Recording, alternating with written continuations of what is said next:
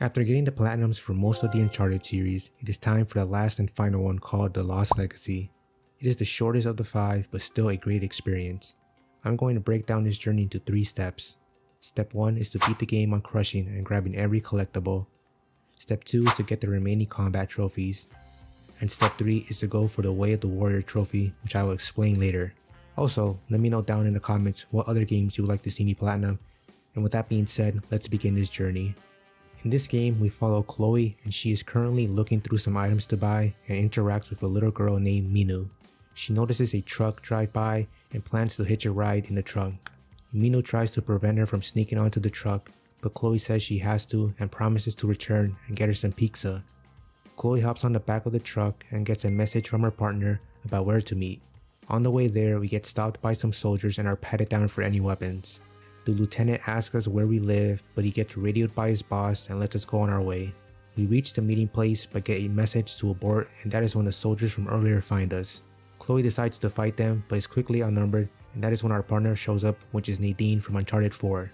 We find out that Chloe hired her to find the legendary treasure known as the Tusk of Ganesh.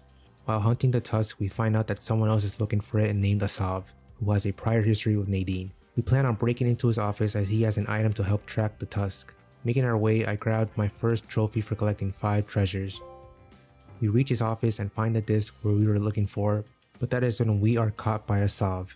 Chloe introduces herself and offers her help, but Asav declines and we make our escape.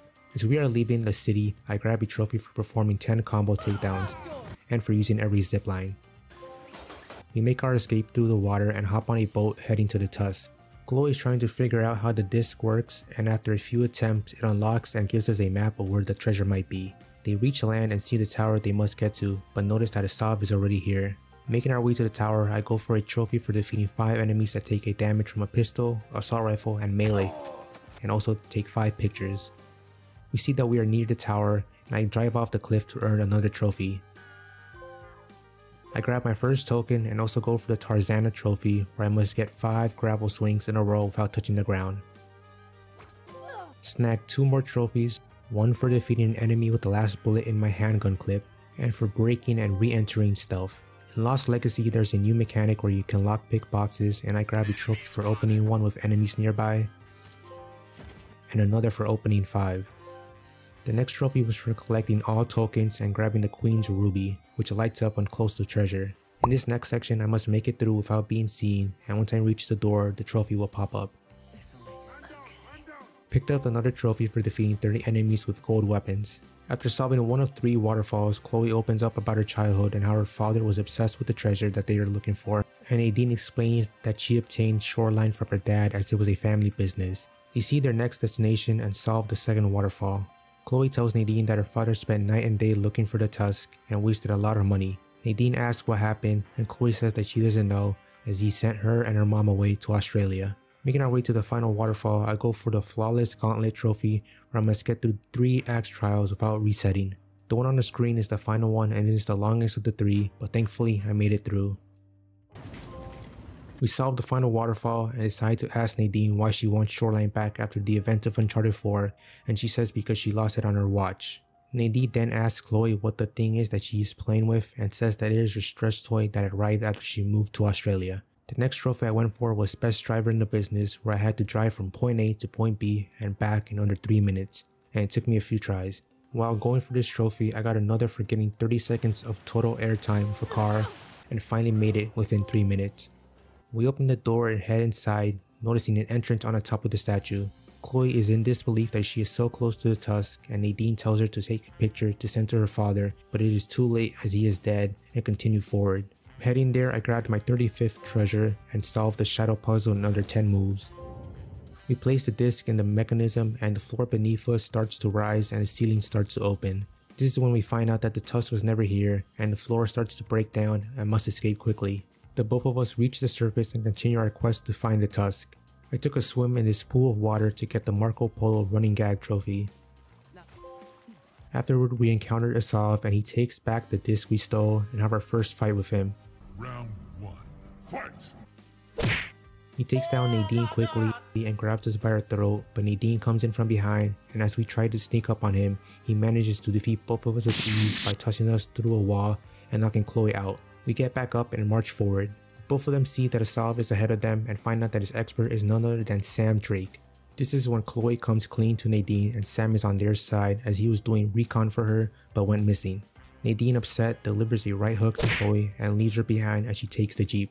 After blowing up the APC, we reunite with Nadine and apologize for not telling her about Sam and says that she needs her help. Heading inside this secret entrance, we stumble upon an elephant trapped under some rubble and proceed to help it.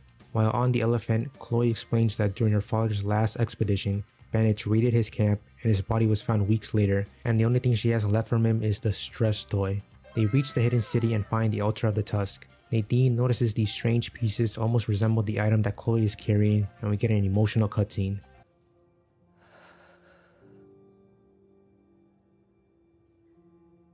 My dad was here. After finding out her father had found the hidden city, she plans to not let Asav get the tusk. Making our way through the city, we solve a puzzle but get interrupted by Asav and are in his custody. He takes us to Sam and opens up a secret passage where the final trial is that reveals the tusk. With Asav in possession of the tusk, he leaves the three of us as the room starts to be filled with water. Chloe, using her lockpick skills, manages to break free and help the others. As they resurface, they notice a helicopter and Sam mentions that it could be the buyer who wants the tusk. He also thanks Nadine for helping him back there, but is still upset from the events of the previous game. The three of them headed to the helicopter and I listened to the final optional conversation, snapped the last picture, and interacted with the treasure. We reach where the helicopter landed and see that Asav is with the buyer, Orca. Who? That was my exact reaction. Apparently, it's this guy when Nate, Sam, and Rafe reunite for the first time, and also the one who pointed his rifle at Nadine. This dude didn't even have a name and just went by mercenary. Anyway, the deal is finalized and now we have to take the tusk from Orca. While doing that, I lockpick the final box for a trophy. Chloe grapples onto the helicopter, surprises Orca, and tries to take the tusk from his hand. She is unsuccessful, but Nadine comes in from behind and the pilot gets taken out, causing the helicopter to crash. Somehow, Orca survived, but Nadine puts an end to his life. Yeah, baby! That's what I've been waiting for. The tusk is now in our hands and we find out that Asav traded it for a bomb, which is heading straight to the city. Chloe, with not many options, decides to stop him alone and get a touching cutscene between Chloe and Nadine. Can't walk away. I'm tired of walking away. You'll die. I can live with that. As she is about to leave, Sam and Nadine decide to join her in stopping the bomb. The next trophies I got were for ramming 10 motorcycles, hijacking 6 vehicles, blowing up a vehicle with an explosive, using every weapon, and collecting the final treasure. We reach the bomb but are unable to disarm it, so we decide to divert the train's path away from the city. As we do that, we remember that Nadine is still on the train and Chloe heads to her while Sam stays behind and gives us cover. We drive the jeep into the train car, and as we jump out, before it falls, Asav grabs us by the neck, tosses us to Nadine, and have our final fight with him. Fight. Chloe and Nadine give him a final combo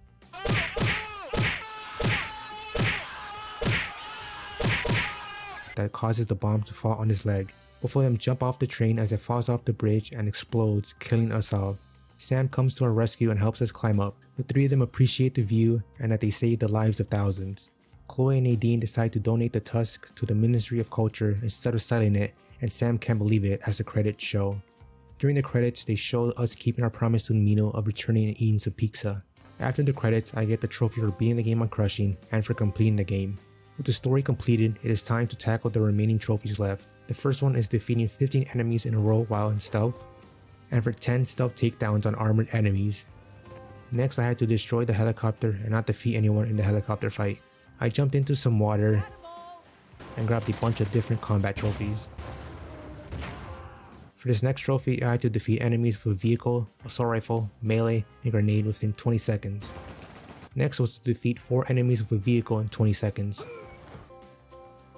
One of the final trophies left is the Way of the Warrior, where I must play from the beginning of the game to the start of chapter 5, melee only. I'm not sure why this is a trophy, but thankfully since it's a short game, it can be done quickly. Right now you're seeing some highlights of the melee kills I got, and after reaching the beginning of chapter 5 in under an hour, I get the trophy. The final trophy left is to climb this tower to reach the top, and after a few lines of dialogue, the trophy pops up It's like I'm expecting to win a prize or something. and the platinum is acquired. Thank you all so much for watching this video, and if you enjoy this, you might enjoy my last video where I got the Platinum Trophy for Uncharted 4. If you want to see that video, it's on the screen right now.